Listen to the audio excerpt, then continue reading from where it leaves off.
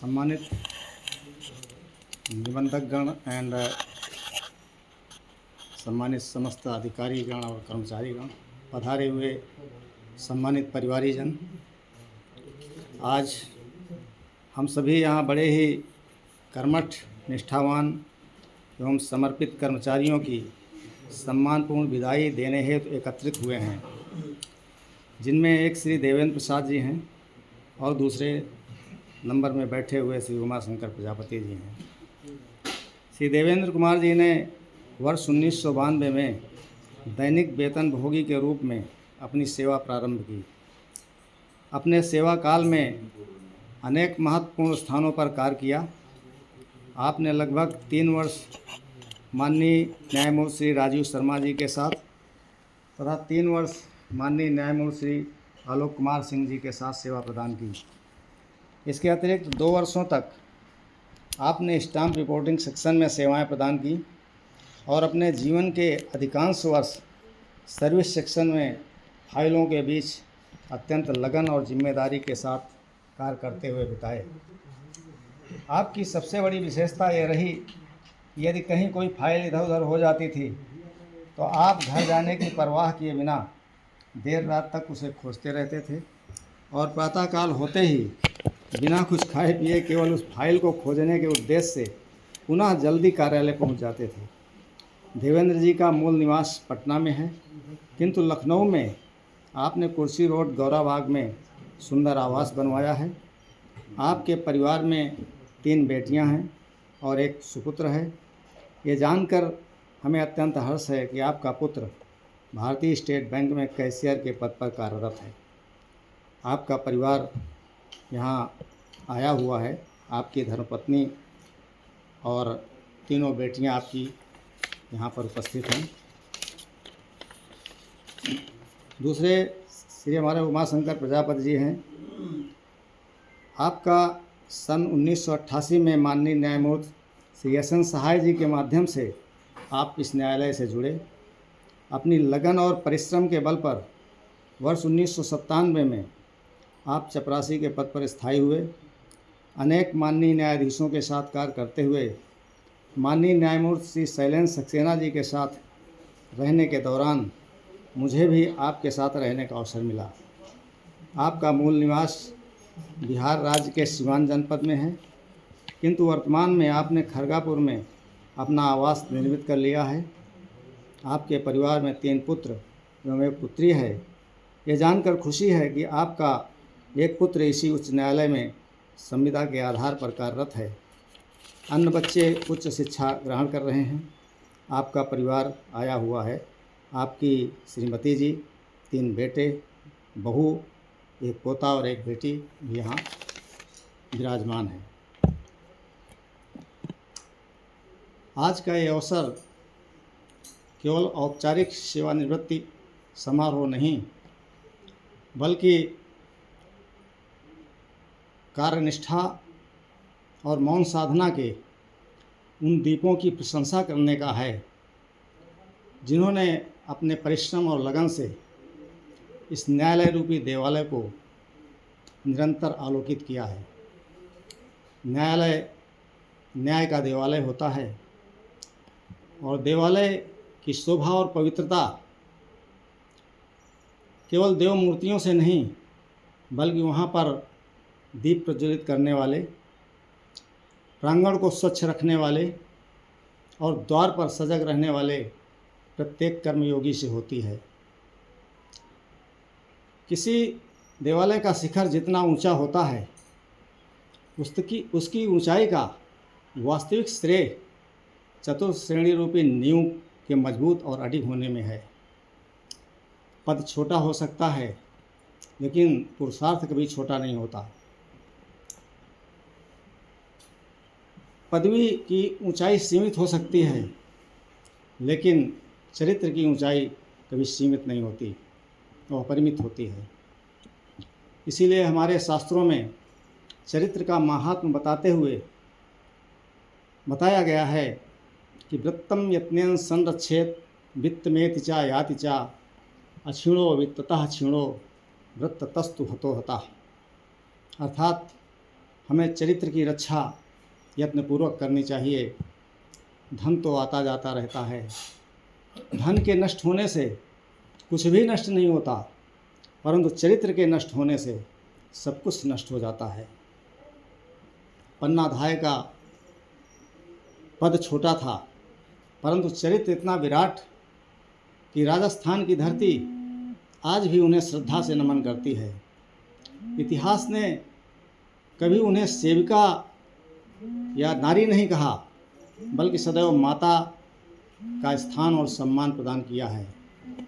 इसी प्रकार महाभारत के उद्योग पर्व के भाष्य में एक अत्यंत प्रेरक प्रसंग मिलता है कि विदुर जो हस्तिनापुर के महामंत्री थे, उनके साथ एक उद्योत नाम का सेवक रहा करता था।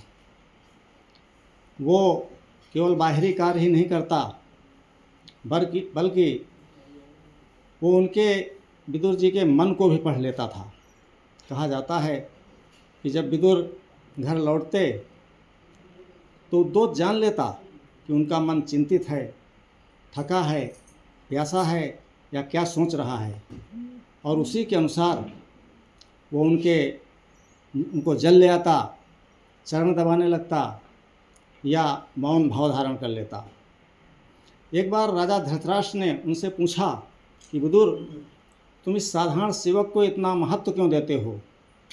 तो विदुर ने उत्तर दिया कि राजन, ये केवल मेरे शरीर के साथ नहीं चलता, बल्कि मेरे भावों के भी पीछे चलता है। और कहा कि आदर्श सेवक वही है जो बिना कहे, बिना आदेश के स्वामी की आवश्यकता को समझ ले। यह सुनकर धृतराष्ट्र ने भी उसे साधारण सेवक नहीं माना और विदुर के साथ दरबार की बैठकों में उससे भी स्थान प्रदान कर दिया। इस प्रकार उद्योत ने न केवल वेतन कमाया, बल्कि विश्वास भी कमाया। न केवल वो एक सेवक बन के रहा, बल्कि स्वामी का आत्मीय बन गया। यह है सेवा का चरम। पद भले ही छोटा हो, लेकिन यदि भाव बड़ा है तो सेवक भी बड़ी सभा में सम्मान प्राप्त कर सकता है।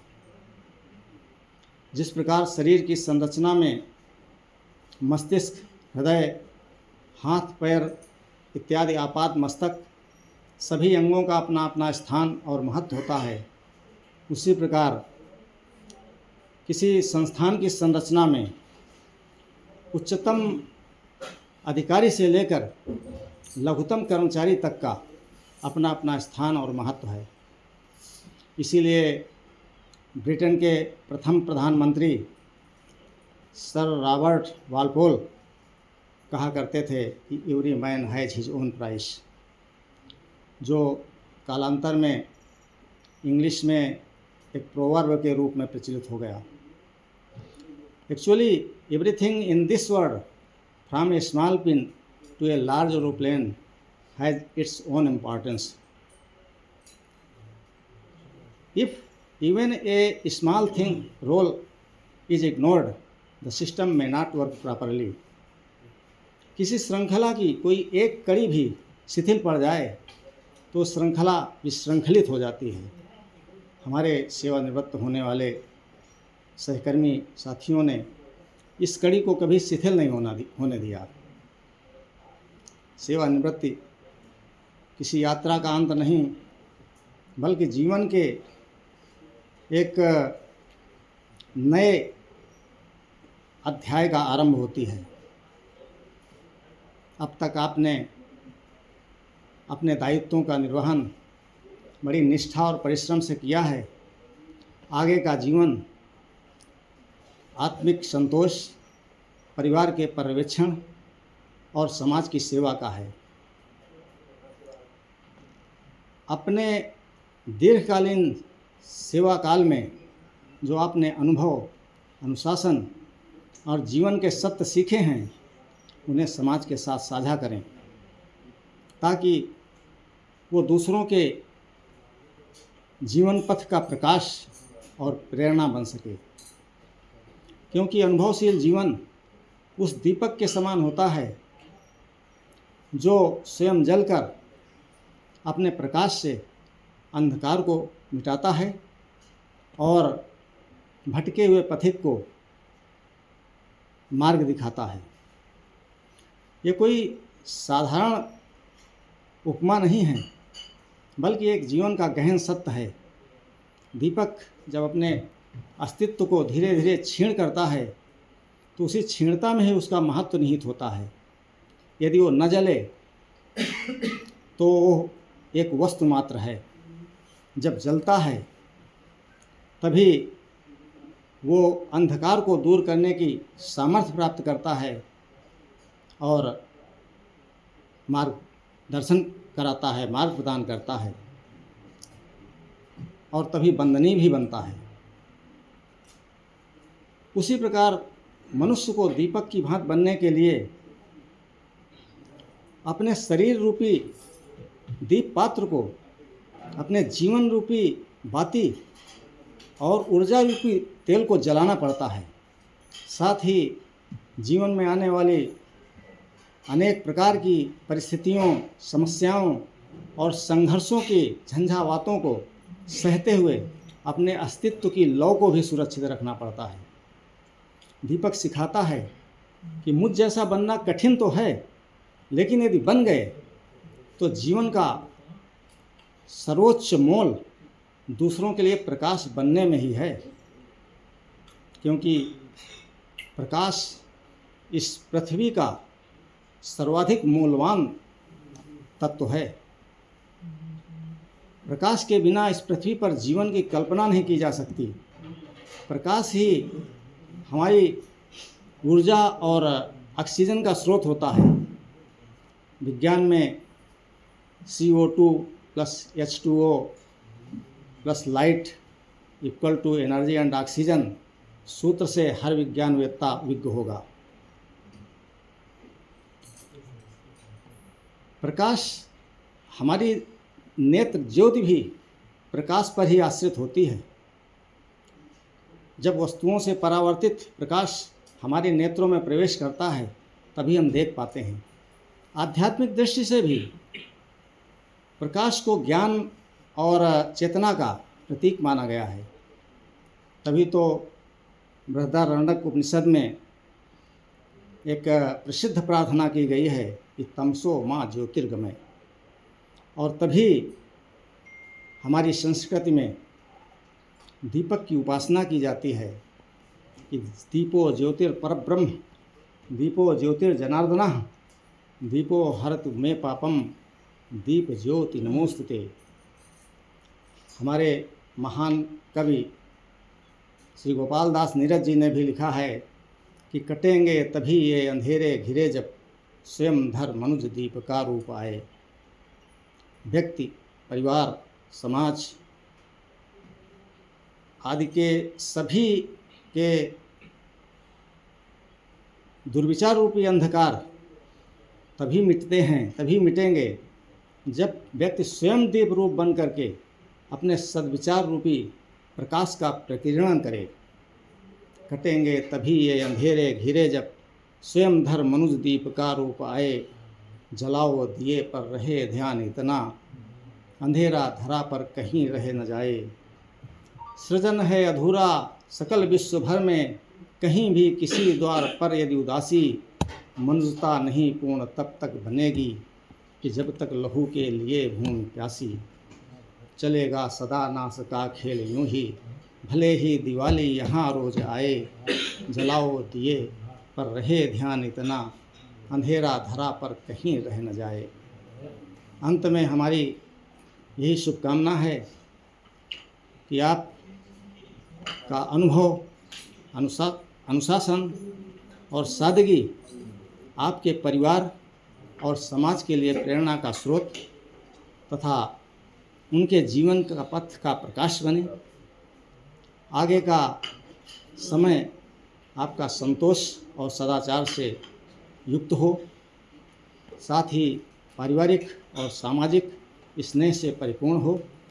ईश्वर से प्रार्थना है कि आपका भावी जीवन दीर्घायु हो और स्वस्थ हो। स्वस्ति मस्तु कुशलमस्तु चिरायुरस्तु।